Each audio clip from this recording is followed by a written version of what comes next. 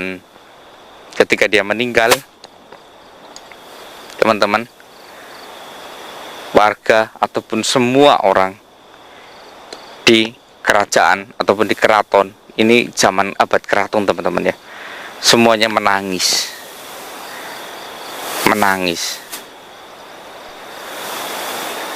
sejadi-jadinya. Tapi dia itu tersenyum, meninggal kondisi senyum. Ya Allah, luar biasanya ini. Dan kini dia sekarang menjadi orang ataupun makhluk Allah yang bisa melihat ataupun kejadian semua yang ada di bumi ini. Assalamualaikum warahmatullahi wabarakatuh. Alhamdulillah, jumpa kembali bersama Kiro Channel. Kali ini kita akan membahas sebuah video settingan yang di dalamnya terdapat subhat, yang dianggap biasa saja oleh sebagian orang. Kita tidak akan membahas ataupun mempermasalahkan tentang settingannya, karena saya yakin semua orang sudah tahu bahwa dalam video ini terlihat jelas settingannya. Nah, ini dalam judulnya ditulis ibu malaikat, diwajibkan mati dan dihidupkan lagi oleh Allah karena ketaatannya. Dalam judulnya saja sudah terdapat keanehan. Dari kata ibu malaikat, emangnya malaikat berjenis kelamin? Mungkin ini hanya trik saja agar judul terlihat menarik. Oke, kita langsung saksikan dulu saja videonya. Bismillahirrahmanirrahim.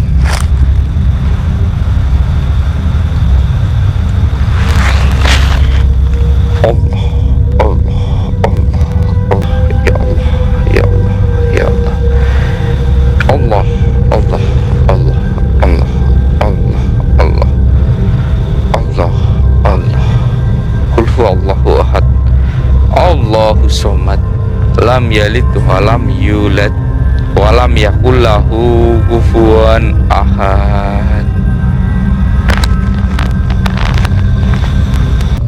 Iya, itu bukan bintang, dia sedang melihat kita. Ayo turun, yuk turun. Assalamualaikum. Assalamualaikum. Tuh. Kalau yang ini kelihatan gak Mas Evi? Sebenarnya siapa kamu?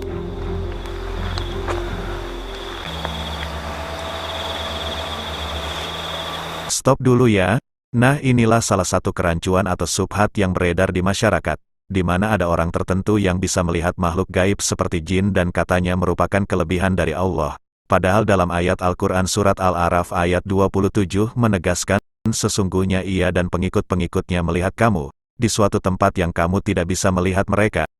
Jadi manusia tidak bisa melihat wujud asli jin, kecuali para nabi, dan waliullah yang tidak akan sembarangan mengatakan bila melihat jin atau setan. Adapun dari manusia biasa yang bisa melihat jin adalah orang yang sudah ada jin di dalam tubuhnya, atau orang terkena gangguan jin.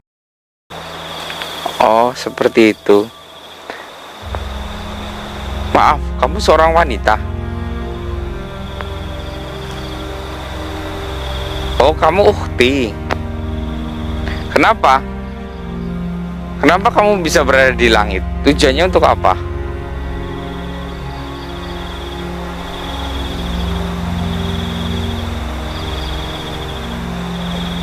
Oh,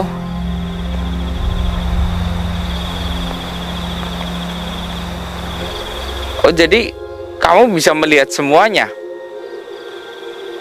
Astagfirullahaladzim.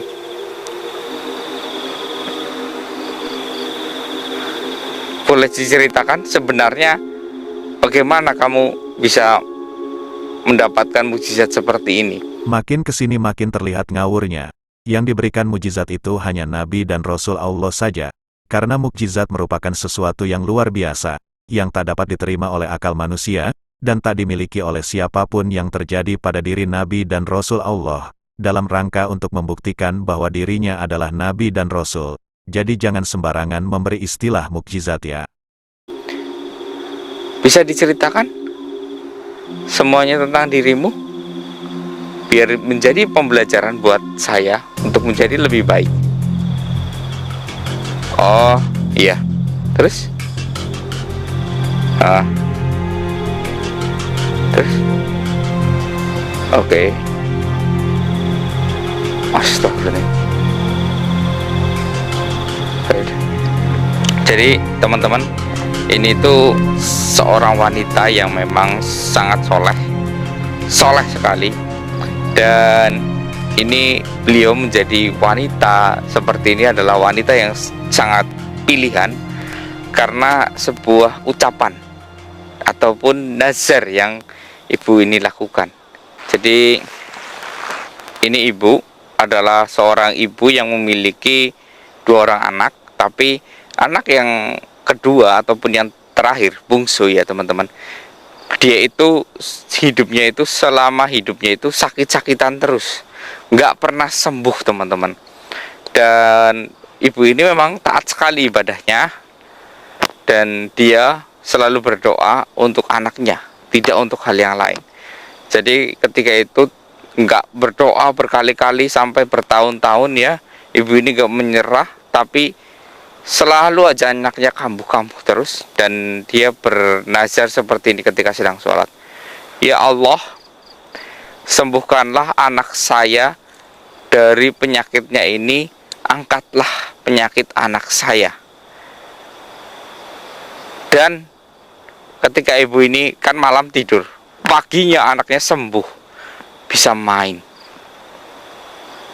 Lantas ibu ini beberapa hari berpikir, apa jangan-jangan ini nazar saya? Dia bernazar seperti ini teman-teman, kalau anak saya bisa sembuh teman-teman, dia berkata, kalau anak saya bisa sembuh ya Allah, saya akan pergi dari dunia ini, dari alam ini selama 7 hari. Nah, itu nazar yang dia ucapkan. Dia rela pergi dari dunia ini demi anaknya, agar dunia ibunya itu diambil untuk anaknya, nggak apa-apa.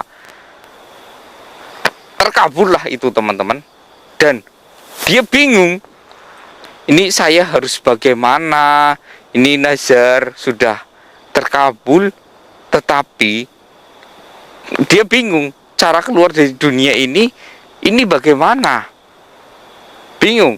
Nah, ketika anaknya sudah sehat ini ya, 7 hari berikutnya datanglah sesuatu yang masuk ke alam mimpinya. Dia sedang tidur dan bermimpi,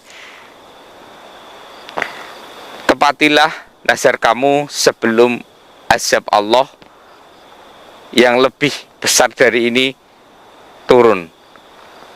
Dia berkata di dalam mimpi, bagaimana saya bisa keluar dari dunia ini ataupun alam ini? Pergilah ke pemakaman dan kuburlah dirimu. Lalu dia berkata kepada anaknya ketika sudah pagi, berkata kepada anaknya, nah, diceritakan hal yang itu. Lalu terjadilah pemakaman, dia dikubur hidup-hidup di alam kubur ya, dikuburlah selama 7 hari. Nah, inilah subhat ataupun kerancuan dari kisah ini, yang katanya si ibu telah melakukan nazar dan harus menepatinya, di mana nazar merupakan suatu bentuk janji untuk melakukan perbuatan baik yang dilakukan untuk Allah bila maksudnya terkabul. Tapi nazar si ibu itu aneh dan gak masuk akal. Masa nazar akan pergi dari dunia ini selama 7 hari? Jadi ini ngawur. Harusnya nazar itu mengandung sebuah kepastian untuk menyanggupi melakukan suatu hal. Bila perkataan tidak mengandung kepastian untuk melakukan suatu hal, maka perkataan tersebut tidak dikategorikan sebagai nazar. Yang lebih ngarangnya lagi, dia memenuhi nazarnya itu dengan dikubur hidup-hidup selama 7 hari. Ini tambah sesat dan menyesatkan penonton setianya. Ketika dia mulai dikubur ya, semua sudah tertutup tanah. Dia itu melihat di bagian atas kayak ada lubang kecil, bercahaya putih teman-teman, bercahaya putih. Kamu masuk. Oh iya. Terus? Oh.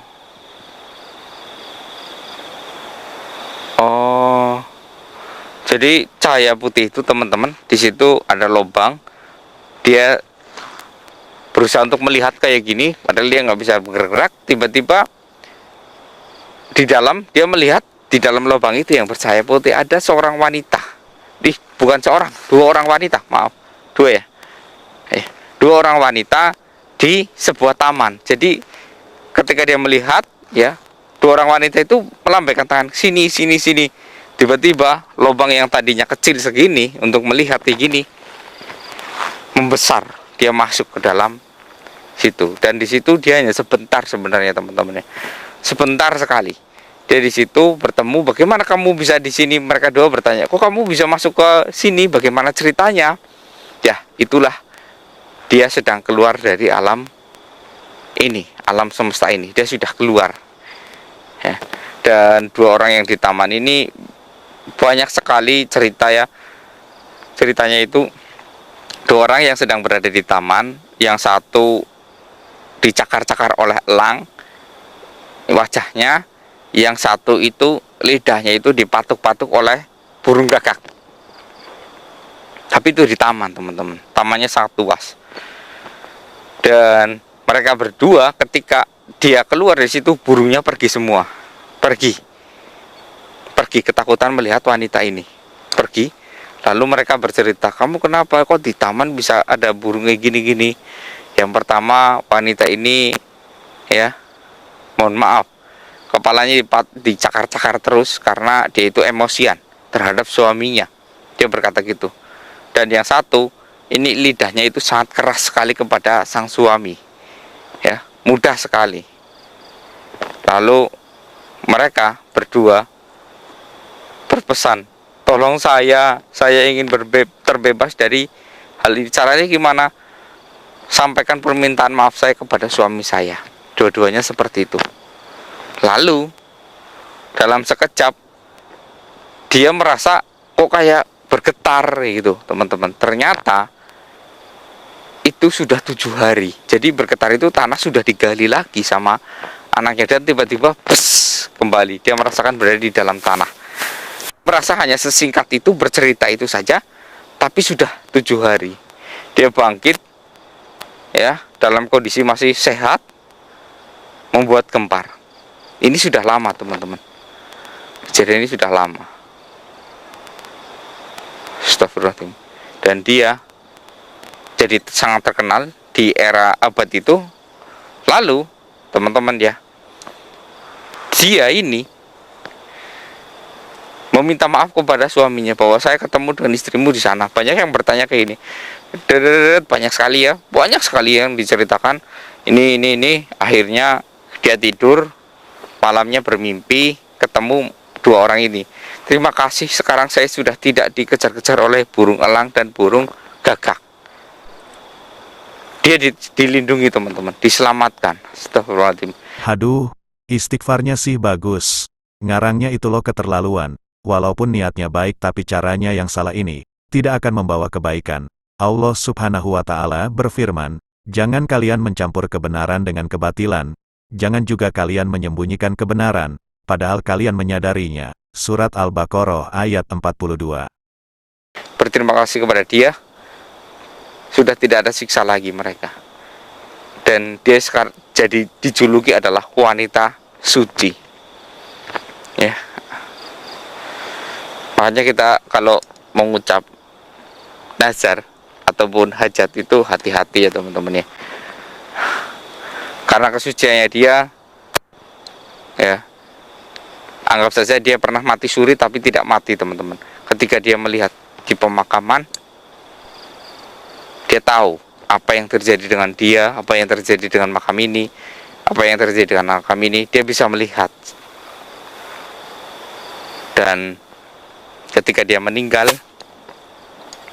teman-teman, warga ataupun semua orang di kerajaan ataupun di keraton, ini zaman abad keraton, teman-teman ya, semuanya menangis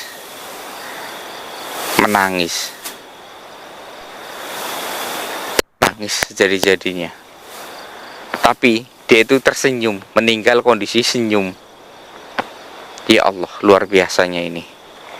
Dan kini dia sekarang menjadi orang ataupun makhluk Allah yang bisa melihat ataupun kejadian semua yang ada di bumi ini melalui langit gitu teman-teman. Makanya dia di atas melihat kejadian buruk apa yang terjadi seperti ini.